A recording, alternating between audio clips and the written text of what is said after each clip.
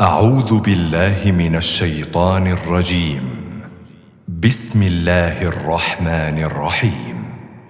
ألهاكم التكاثر حتى زرتم المقابر كلا سوف تعلمون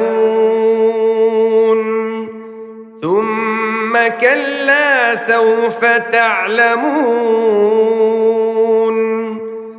كلا لو تعلمون علم اليقين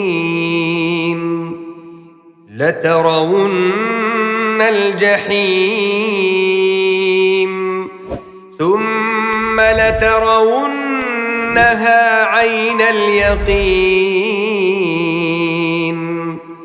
ثم لتسألن يومئذ عن النعيم.